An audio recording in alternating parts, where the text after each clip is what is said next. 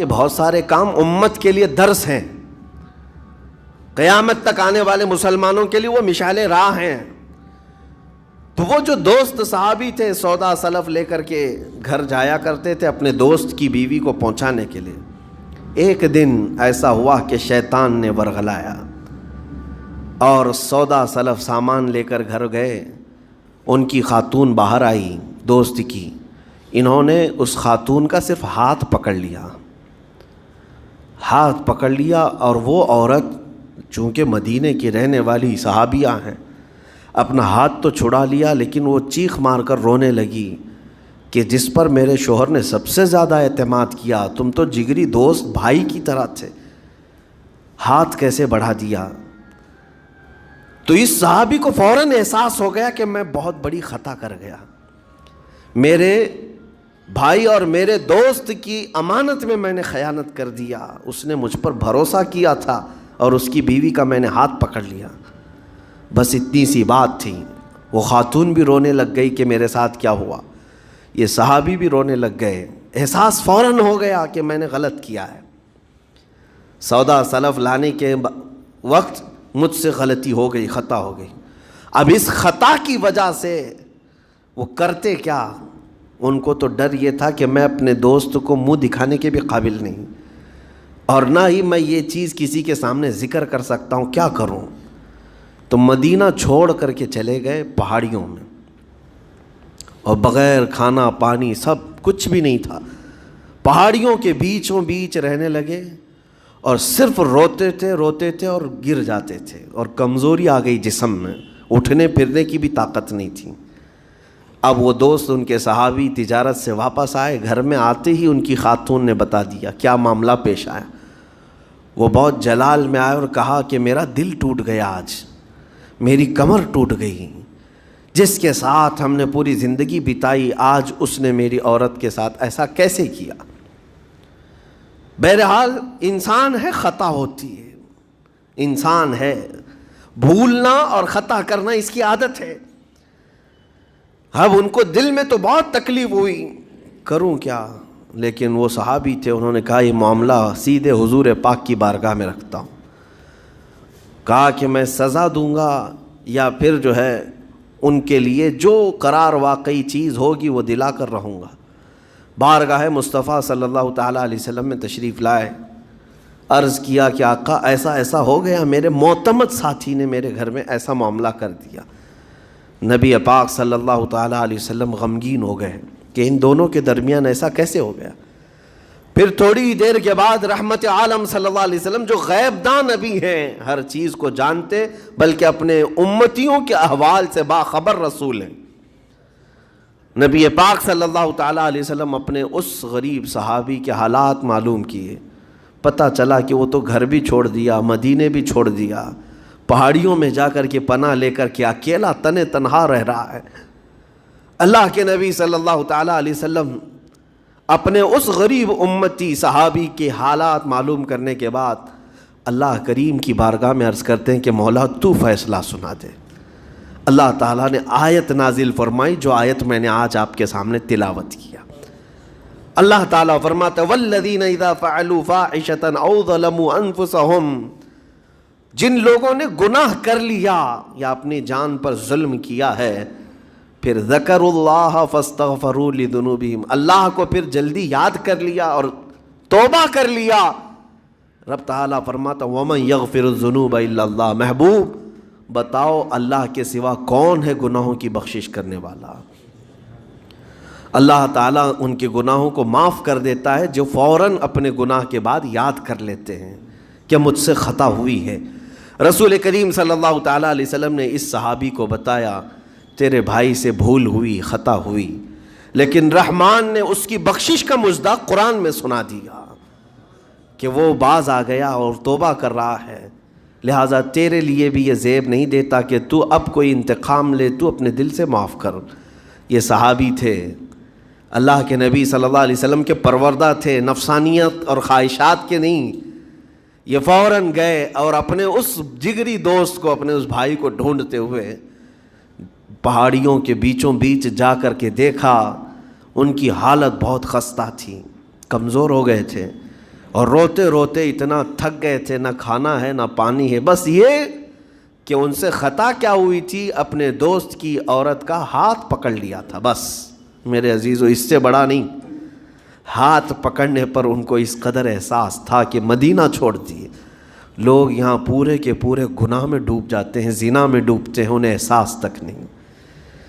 یہ صحابی گئے، اور جیسے ہی یہ گئے تو وہ ہوش میں آئے اور رونے لگے کہ میرا بھائی آ گیا اور اب شاید یہ انتقام لے گا، بدلہ لے گا، مجھے مار ڈالے گا، کیونکہ میں نے اس کا اعتماد توڑا، اس کا بھروسہ ختم کیا۔ لیکن یہ صحابی گئے اور ان کا ہاتھ پکڑا اور اپنے سینے سے لگایا، کہا کہ تو بھی ابن آدم ہے، میں بھی ابن آدم ہوں، انسان ہے، خطا ہو گئی، لیکن بشارت ہے تجھے کہ اللہ نے قرآن میں محبوب کی بارگاہ میں آیت اتاری، تیری بخشش کا پروانہ اتار دیا۔ وہ اس قدر خوش ہوئے کہ اس صحابی کو تھام لیا اور کہا میں تو مایوس ہو کر پورے گھر بار سب چھوڑ کر کے آیا تھا، لیکن میرا رحمان خدا بندوں کو کبھی چھوڑتا نہیں، کبھی اکیلا ہونے نہیں دیتا، وہ مایوس نہیں کرتا۔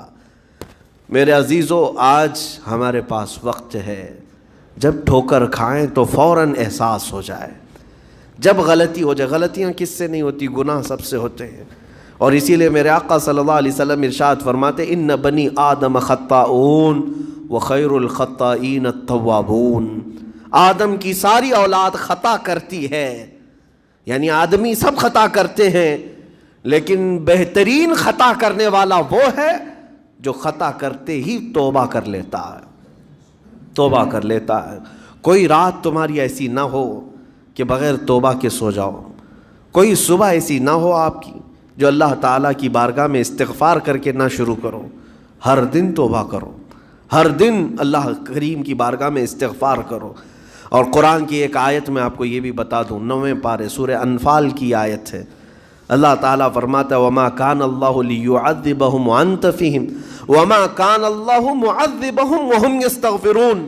اللہ فرماتا ہے اس امت پر اللہ عذاب ویسا نازل نہیں کرے گا جیسے پہلی امتوں پر آتا تھا۔ اس کی وجہ یہ ہے، پہلی وجہ یہ ہے کہ ان کے بیچ میں میرا محبوب آرام کر رہا ہے، رسول پاک صلی اللہ علیہ وسلم۔ دوسری ایک وجہ رب تعالیٰ فرماتا ہے وَمَا كَانَ اللَّهُ مُعَذِّبَهُمْ وَهُمْ يَسْتَغْفِرُونَ۔ جب تک لوگ اللہ کی بارگاہ میں استغفار کرتے رہیں گے، استغفر اللہ ربی من کل ذنب واتوب الیہ، جب تک استغفار کرتے رہیں گے، اللہ فرماتا اس قوم پر اللہ عذاب نہیں نازل کرتا۔ جب بندے چھوڑ دیتے ہیں، ارے جو کیا سب صحیح کر رہا ہوں، میرا کیا ہے، توبہ کرنا بھول گیا، استغفار کرنا بھول گیا، ان بندوں پر اللہ کا عذاب آتا ہے، اس قوم پر عذاب آتا ہے۔ اسی لیے میں کہتا ہوں میرے عزیزو، خطائیں سب سے ہیں، ہمارے دامن کے اندر کیا کیا ہے وہ ہمیں معلوم ہے، ہمارے پروردگار کو۔ بہت سارے راز ایسے ہیں جو اس نے چھپا رکھا ہے، بندوں کے اوپر پردہ ڈال رکھا ہے، اتنی باتیں کہ اگر وہ پردہ اٹھا دے تو لوگ رشتہ داروں کے سامنے بیٹھنے کے بھی قابل نہیں رہیں، ماں باپ دیکھ کر گھبرا جائیں گے اور اپنے گھر سے دور کر دیں، یا اگر باپ کی غلطیاں بیٹے کو پتہ چل جائے تو زندگی بھر اس کو باپ نہیں تسلیم کرے گا، وہ باپ نہیں مانے گا کہ اس کی اتنی بڑی بڑی خطائیں۔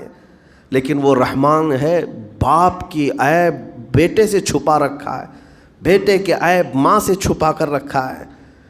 وہ پروردگار عالم نے پردہ رکھا ہے ہر ایک پر، لیکن اس کے باوجود بندوں کو یہ چاہیے کہ اس کی بارگاہ میں اکڑ دکھانے کی بجائے، غرور اور گھمنڈ دکھانے کی بجائے، عاجزی کے ساتھ اسے رحمان تسلیم کر کے عرض کرتے رہے مولا میں خطا کار ہوں اور تو ستار و غفار ہے، بخش دے مولا تیرا نام غفار ہے، بخش دے مولا تیرا نام غفار ہے۔ اسی لیے میں عرض کرتا ہوں میرے عزیزو، رب تبارک و تعالی ارحم الراحمین ہے، لیکن کچھ بندوں کو آج ایسا لگتا ہے کہ اب ہم جس زندگی میں جیسے چل رہے ہیں، اب تک ہمارے ساتھ کچھ ہوا نہیں، اس کا مطلب ہے کہ ہم صحیح کر رہے ہیں، جو کر رہے ہیں ہم صحیح کر رہے ہیں۔ اس نے ڈھیل دے رکھی ہے، اس کا مطلب یہ نہیں کہ جو کر رہے ہیں صحیح کر رہے ہیں۔ کسی دن وہ گرفت کرنے پر آئے اور سب کے سامنے عیوب تمہارے برائیاں وہ آشکار کر دے، کھول دے، تو یہ سب سے بڑا عذاب ہے دنیا میں بھی سب سے بڑا عذاب ہے۔ بہرحال آج وقت ہے، اللہ تعالیٰ نے عقل سلیم عطا کیا ہے، اور میں آپ کو بتاؤں کہ اللہ تبارک و تعالیٰ ان بندوں کو پسند کرتا ہے جو اس کی بارگاہ میں گڑ گڑاتے ہیں۔ آپ نے دنیا میں دیکھا ہے، کسی کے پاس آپ مانگنے کے لیے جائیں، 1000 روپے مانگ کے دکھائیں، آج وہ دے دے گا، کل پھر 1000 روپے مانگے اس سے، ہو سکتا ہے دے دے گا، پرسوں پھر مانگو، دیکھو پھر اس کا چہرہ بگڑتا ہے کہ نہیں۔ اچھے لوگوں کی بات میں کر رہا ہوں، مانگنے سے لوگ ناراض ہوتے ہیں، اور اگر تم مانگنے کی عادت ڈال لی تو دیکھنا وہ آدمی راستہ کاٹنے لگ جائے گا، ارے یہ آ رہا ہے، ہٹ جاؤ ادھر سے، ابھی آئے گا 1000 روپے مانگے گا۔ مانگنے والوں سے تو ہم راستہ کاٹ لیتے ہیں، لیکن آپ کو پتہ ہے رحمت عالم صلی اللہ علیہ وسلم ارشاد فرماتے ہیں، میرا مولا رب تعالیٰ کی شان یہ ہے کہ بندہ اگر مسجد میں آیا اور کچھ مانگے بغیر ہی چلا گیا تب رب تعالیٰ ناراض ہوتا ہے۔ دنیا مانگنے پہ ناراض ہوتی ہے اور وہ نہ مانگنے پہ ناراض ہوتا ہے، اور ارشاد فرماتا ہے یہ بندہ آج مجھ سے کچھ نہیں مانگا، دیکھو فرشتوں اس کو میری حاجت نہیں رہ گئی، اس کو میری حاجت نہیں رہ گئی، یہ بغیر مانگے چلا گیا۔ اسی لیے توبہ بھی کرتے رہو، استغفار بھی کرتے رہو، اور مانگتے بھی رہو، تاکہ اس کے بندے بن کر کے رہیں اور دنیا میں غرور و تکبر سے آزاد رہیں۔ اللہ کریم کہنے سننے سے زیادہ ہمیں عمل کی توفیق عطا فرمائے۔ موت سے پہلے مولا تعالی ہمیں توبتاً نصوحا عطا فرمائے۔ رب کریم اگر تو ہم سے غضبناک ہے، اگر تو ہم سے ناراض ہے تو مولا اس زندگی میں ہی ہمیں توبہ کی توفیق دے دے۔ مولا بغیر توبہ کے، بغیر کلمہ طیبہ کے ہماری کسی کی روح قبض نہ فرما۔ جس دن ہمارا جنازہ